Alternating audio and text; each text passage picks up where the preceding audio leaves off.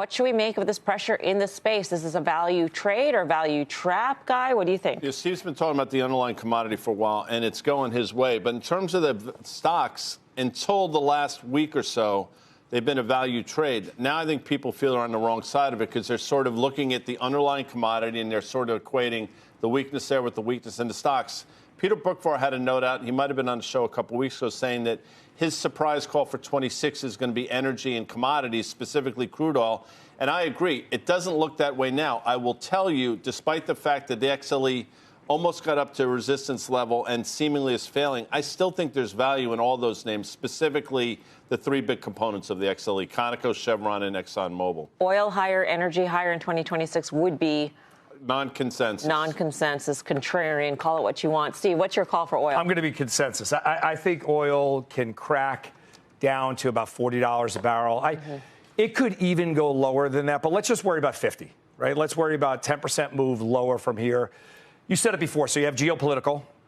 Palestine, Israel, that's off the table right now, for now short term or long term, depending. Ukraine, Russia. If the sanctions are removed, that adds to the glut. OPEC is reversing cuts. It's adding more supply.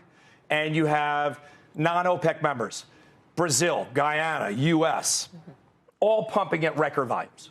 So if you think that these companies are more efficient and their break-evens are lower, you could still buy them. Commodity, I think for me, is still lower price commodity. And I know that it spooks a lot of people to think that $35 a barrel could be in sight. But I think you have a glut hitting the market right now. So definitely sub 50. Do you think that? I mean, yes, they are more efficient at this point, right? They can do more with less. And so maybe they can fare okay with oil at $50 a barrel. I think the constructive argument that you can make is that you're expecting probably returns that are half of what they were this year and last year. Oh, I'm talking about the S&P overall. So I think the dividend yield that they offer is more attractive. We're talking about perhaps cutting rates. So you can make an argument as to whether it's 1 or 3 cuts, but in either case, rates are headed, the trajectory is downward. So again, in a lower rate environment, I can see the case for having them be a slightly more increased portion of your portfolio. With that said, I think it's tough to make the bull case outright for them. Now, let's separate portfolio construction from just owning the names outright and making a bull call. I think particularly the E&Ps and oil services struggle when you have a declining oil situation. I think it's constructive as it pertains to airlines and perhaps industrials and some of the other transport names. So that's probably the way that I would express the view there. Overarching in terms from a macro standpoint, I think it's positive in terms of like the disinflation story. Perhaps that leads into a more accommodative Fed. So I think that there are constructive aspects to that trade. But if I'm just singling out the oil names, I think it's just a tough sell in terms of like owning them outright. Well, there's so much going on. I mean, first, we're talking about oil, which is down 9% in the last 7 sessions. Nat gas is down 31%. Wow. So it's sort of broad-based and so forth. As to energy stocks, of course, the entire sector is only 2.7% of the S&P. That's the same as one stock, Avago.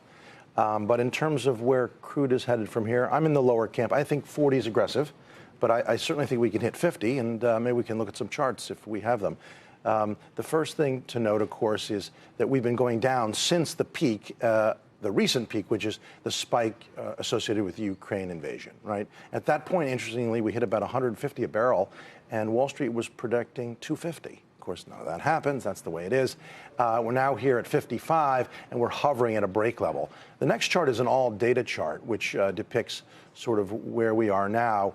Those lows, sort of all-time lows, are essentially at $10 a barrel. The one exception is, of course, for a brief moment, we went negative $50 a barrel associated with COVID, which was just almost a glitch, but it happened. I think 50, thereabouts, 40. Were we to get to 40, we are probably in a recession.